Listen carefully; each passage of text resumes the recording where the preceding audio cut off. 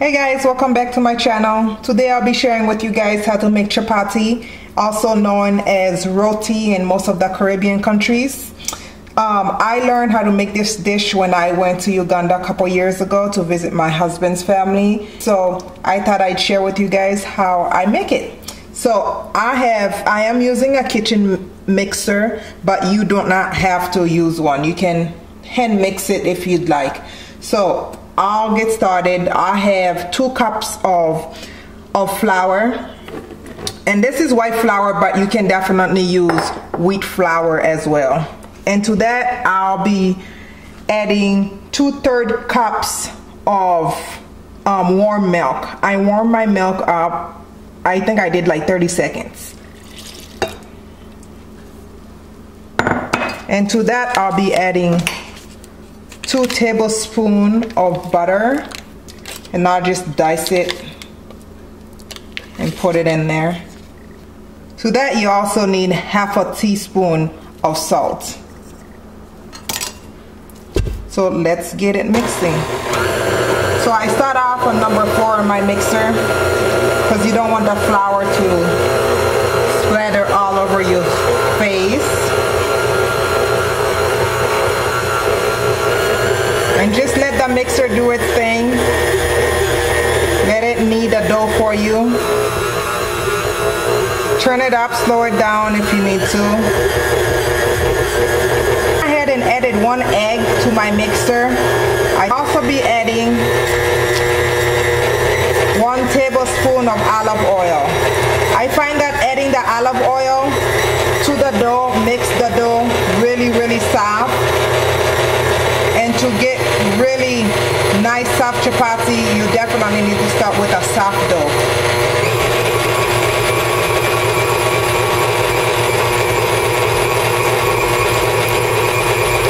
Let it mix and add some flour as needed.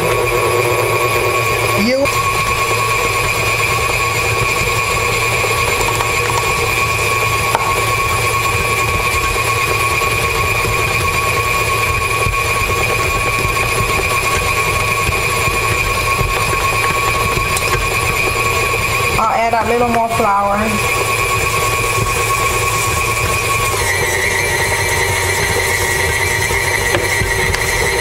Five minutes so you can knead that dough really good for you.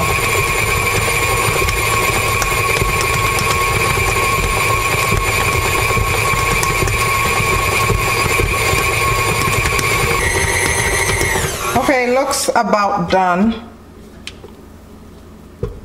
See, your dough is sticky, but it can hold together.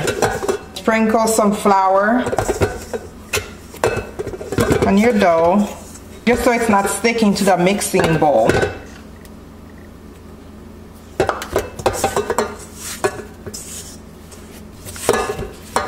And I'll let this rest for about 15 to a half hour, and then we can get starting into making our chapatis. So I'll cover it up and let it rest. Now that your dough has rested, take it out of the mixing bowl, sprinkle some flour into your counter. And I like to give my dough a hand knead. Extra kneading does not hurt.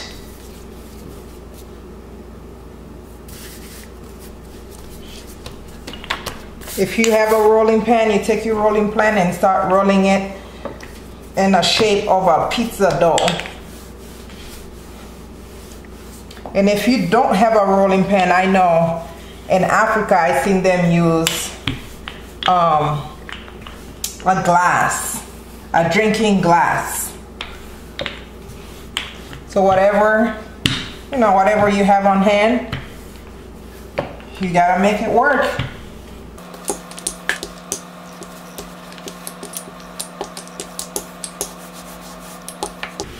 All right, some olive oil again and drizzle some on top of the dough and just distribute it evenly.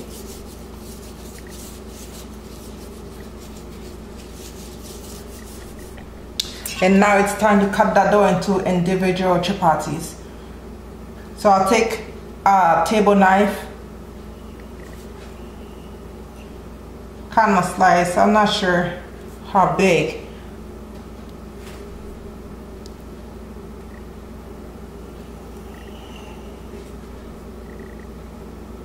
So just like so. Hopefully I can get at least 8 chapatis or so out of this.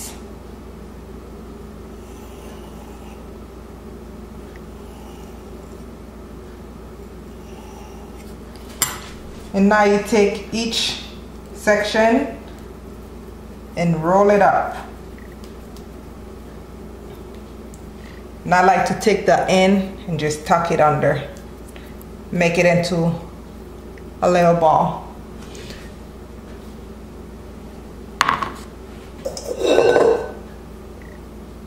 Just add some flour and set them to the side.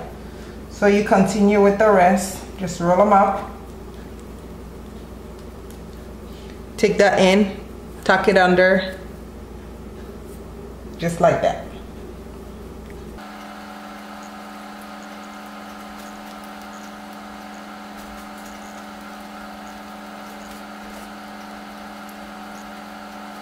Now that you're done with the part, take a little more flour, sprinkle it around your rolling table, and take one of the balls. Now you need to roll them individually. Making chapati is a process, but it's so good once you're done. My kids love it, and my husband obviously loves it since this is a traditional food for him. Ugandan food and Kenyan.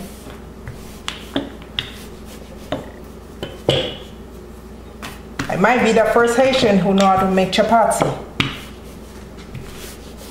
Let me know if you guys make chapati in your home. And if you do, if your ingredients is completely different than mine, please share. I love to learn new things. But this is just the way I learned how to make it.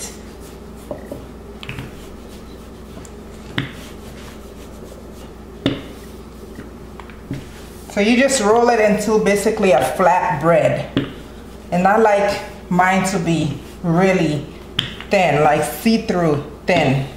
Because then I know I won't need as much time when I'm baking it. Moving on into cooking your chapati. I have here a flat pan and I have my stove set on medium heat. So I just took my chapati, I give it a little shake just to remove some excess flour that I have left in there. Make sure you absolutely watch this, you guys, because it is a fast cooking process. So I set it on the pan and I watch for the bubble. It will bubble up on the bottom. When it starts bubbling up, I know the cooking process is going well, so I'll keep an eye out for that. Okay, I don't know if you guys can see, but it's starting to have these little small bubbles. I don't want it to have a golden color right now, so I'll flip it over so the other side can cook a little bit. Just keep turning it so the heat can distribute throughout the chapati.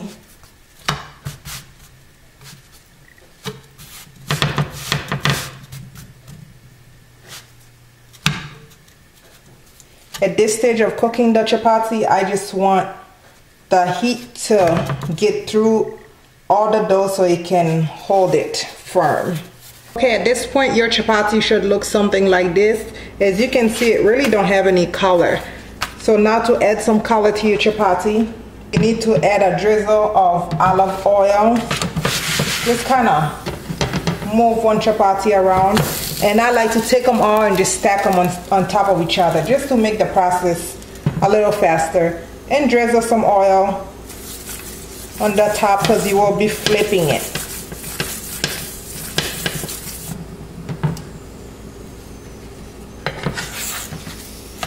I have my stove set on low. Just keep checking it. and take the whole thing and flip it over. So you flip this one over and add a little bit of oil, or you can use ghee as well, which is clarified butter, but I'm just using olive oil since that's what I have on hand. Just keep flipping it over, keep checking under it, and flip it over. So I'll flip this one over again and repeat the same thing with the oil. So now you can see my chapati have a little bit of color. You put them away, guys, be sure you use a paper towel or a cloth to cover your chapati, otherwise it will get hard as it sits. So each one I cook, I just use my towel, cover it up, and move on to the next one.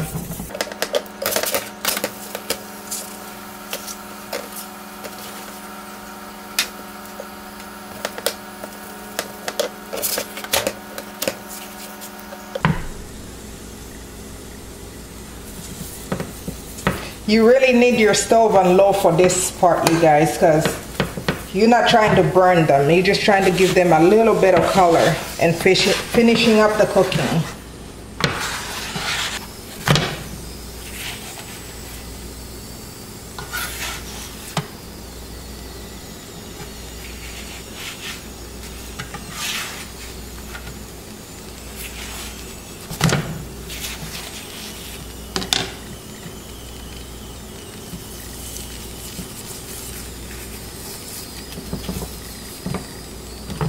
Your finished product should look something like this. Thank you guys for watching, and I will see you guys on my next video. Please don't forget to subscribe, share, like, and comment. For those of you who are not subscribers yet, if you're watching and really find this video interesting, please take a moment to subscribe.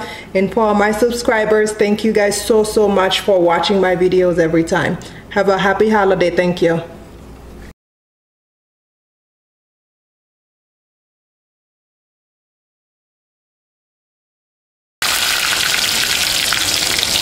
Until it's golden brown.